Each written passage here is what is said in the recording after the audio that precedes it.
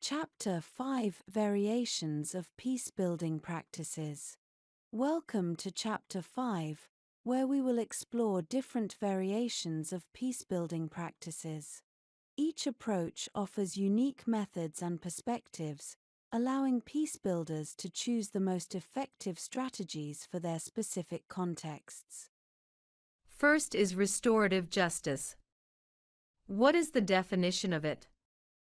Restorative justice focuses on repairing the harm caused by criminal behavior through cooperative processes that include all stakeholders. Methods. Number 1 is victim-offender mediation, facilitated meetings between victims and offenders to discuss the impact of the crime and agree on steps to make amends. 2 is circle processes, involves the community in dialogue circles to collectively address the aftermath of a crime and work towards healing and resolution. Benefits. Empowerment, empowers victims by giving them a voice and a role in the justice process. Accountability, encourages offenders to take responsibility for their actions and make reparations. Community healing, strengthens community ties by fostering collective problem-solving and reconciliation. Second is transformative mediation. Transformative mediation aims to transform the relationships and interactions of the parties involved in conflict, rather than just settling the specific dispute. Let me tell you about the principles. 1. Empowerment, helping parties gain clarity and control over their own situations. 2. Recognition, encouraging parties to understand and acknowledge each other's perspectives and feelings.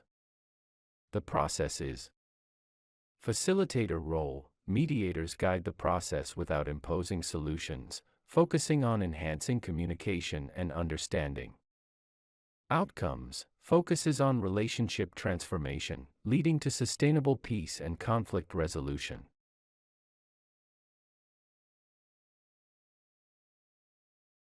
Third one is community-based peacebuilding.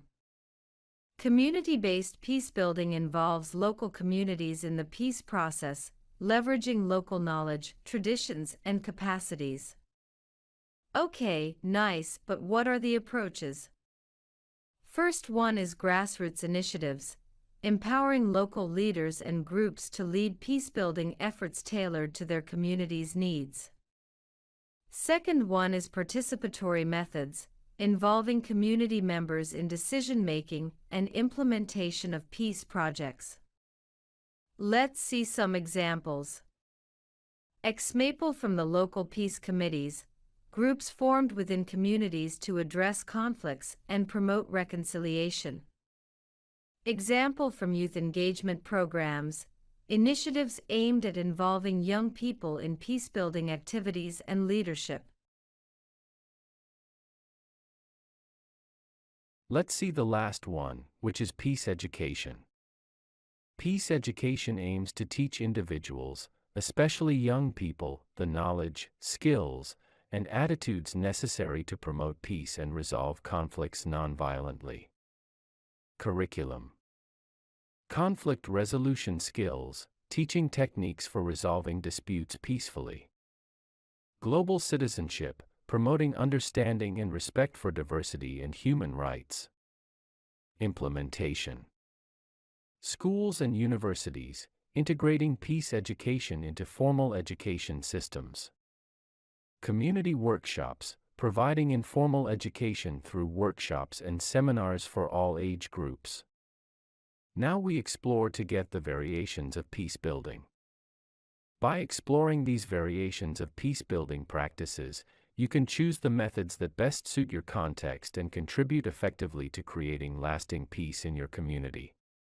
Chapter 6, Practice 2, Practical Strategies for Conflict Resolution. Welcome to Chapter 6, where we will delve into practical strategies for conflict resolution. These strategies are essential tools for peace builders, enabling them to address conflicts constructively and work towards sustainable solutions.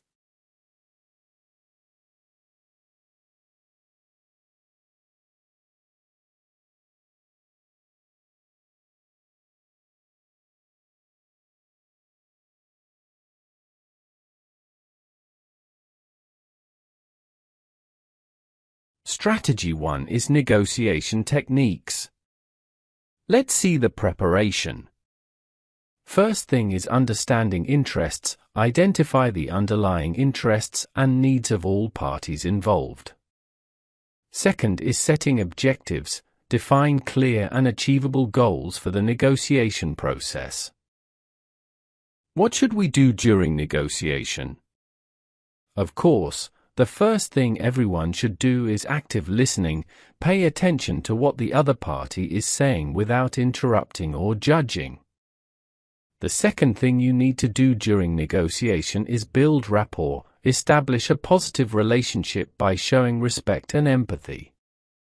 The third important thing is seeking win-win solutions, aim for solutions that satisfy the interests of all parties. You knew now what you should do during negotiation? Let's see what is required from us post-negotiation.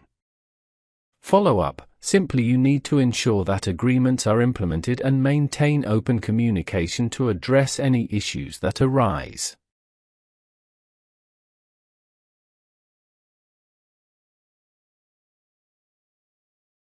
Now, after we covered mostly everything about the first strategy, let's see together the second one, which is mediation skills. What do you think is the role of the mediator?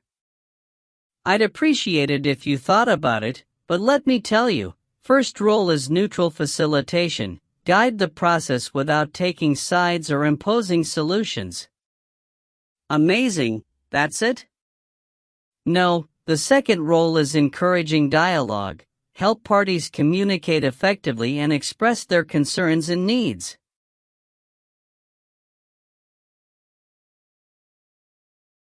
Perfect. Do you think you have these skills? Until you think about it, let's discover together the mediation process. Number 1 is introduction. We need to explain the mediation process and set ground rules.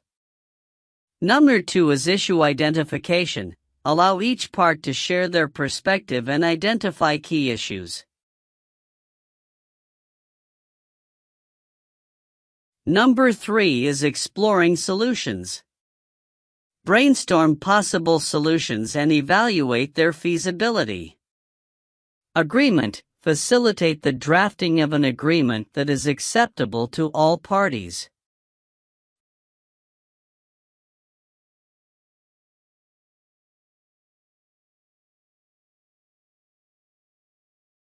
For the third strategy, we will talk about conflict analysis. Understanding the conflict, how to do so. To understand conflict, we need a root cause. Identify the underlying issues that led to the conflict. Then we need to recognize all parties involved and their respective interests and positions. To do this analysis, we need some tools, right? So first tool is SWOT analysis. Assess the strengths, weaknesses, opportunities, and threats related to the conflict. A second helpful one is conflict mapping. Create a visual representation of the conflict, showing the relationships between parties and issues.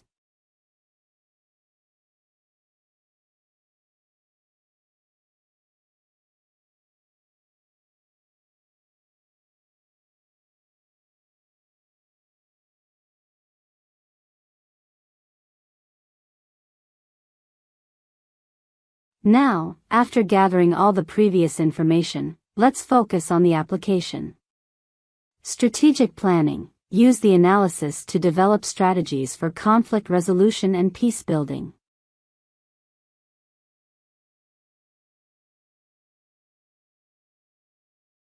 The last strategy is facilitation techniques.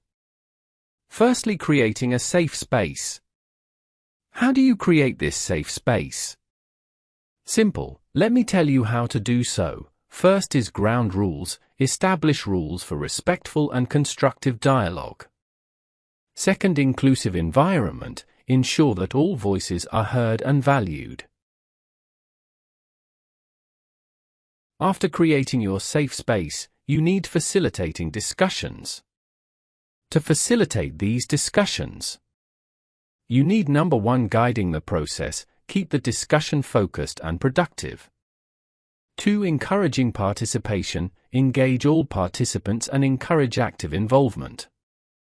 3. Managing conflict. Address any tensions or disagreements that arise during discussions.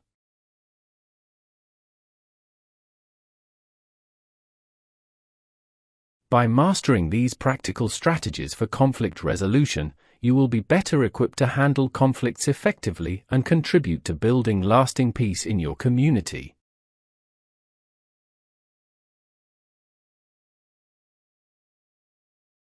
We continued the journey together and achieved our last chapter and practice 3, which is community engagement in peacebuilding. Welcome to our last chapter of our peacebuilding video training, where we will explore community engagement in peacebuilding. Engaging communities is crucial for creating sustainable peace, as it ensures that peacebuilding efforts are inclusive, participatory, and locally owned.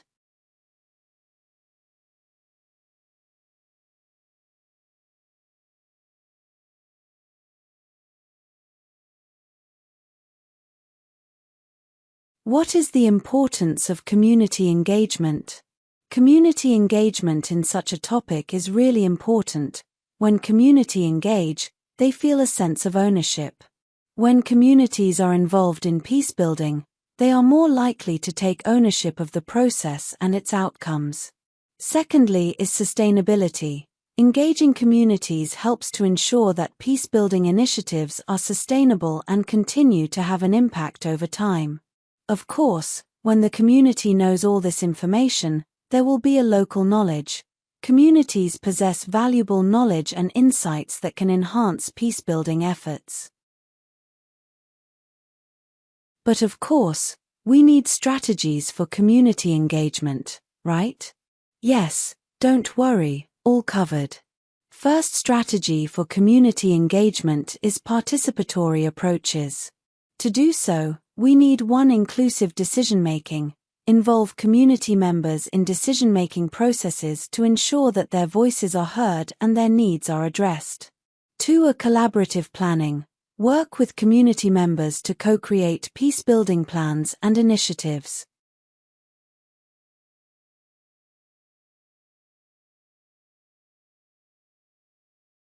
Second strategy is capacity building. To achieve this strategy, we need to do the following. To provide training and education. Providing training and education to community members to enhance their peacebuilding skills and knowledge. And als empowerment. We need to empower community members to take leadership roles in peacebuilding efforts. The third strategy for community engagement is communication. Communication is always the key. How do you achieve successful communication? First, transparent information sharing. Keep the community informed about peacebuilding activities and progress. Second is feedback mechanisms. Establish mechanisms for community members to provide feedback and suggestions. Let's see together some examples of community engagement. Example from a local peace committees. Groups formed within communities to address conflicts, promote reconciliation, and support peacebuilding efforts. And another example from community dialogues. Structured discussions that bring together diverse community members to discuss issues, share experiences, and develop solutions.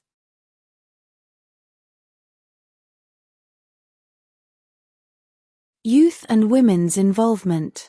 Youth programs try to engage young people in peacebuilding through education, leadership development, and community service. Women's groups. So nice to support the involvement of women in peacebuilding, recognizing their unique perspectives and contributions. By actively engaging communities in peacebuilding, you can create more inclusive, participatory, and sustainable peacebuilding efforts. This chapter provides practical strategies and examples to help you effectively engage with communities and foster lasting peace.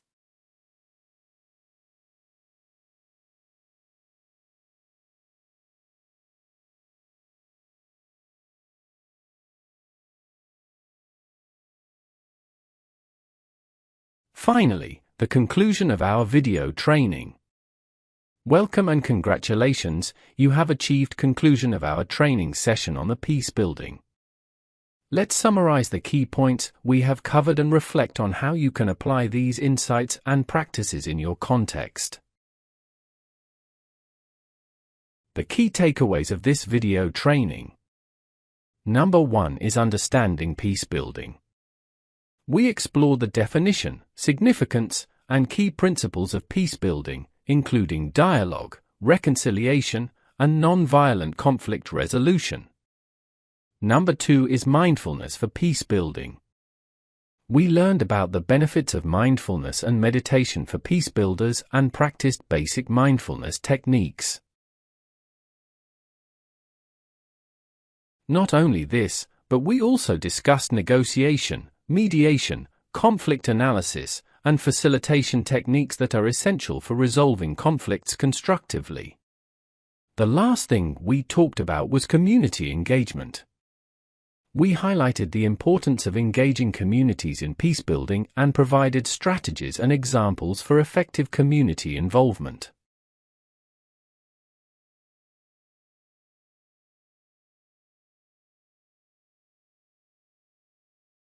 Perfect! You attended this course, so how to reflect and apply what you have learned? Let me tell you, first thing you need to do is personal reflection. Reflect on how the principles and strategies discussed can be applied in your personal life and community. Consider what steps you can take to promote peace and reconciliation. The second thing you need to do is community action. Think about how you can engage your community in peace-building efforts. Identify potential partners and resources to support your initiatives. Last thing we encourage you to do is ongoing learning. Peace-building is an ongoing process. Continue to learn, practice, and refine your skills and knowledge. Stay informed about new developments and best practices in the field. To continue and achieve the expected results, we need your help. Peacebuilding requires collective action and collaboration. Join local, national, and international efforts to promote peace and reconciliation. Be an advocate for policies and practices that support peacebuilding and address the root causes of conflict. Use your voice and influence to make a positive impact. Lastly, we ask you to stay committed. Building peace is a long-term commitment. Stay dedicated to the principles and practices of peacebuilding and inspire others to do the same. Please don't stop. By the end, we would like to thank you for joining us on this journey and look forward to see your achievements.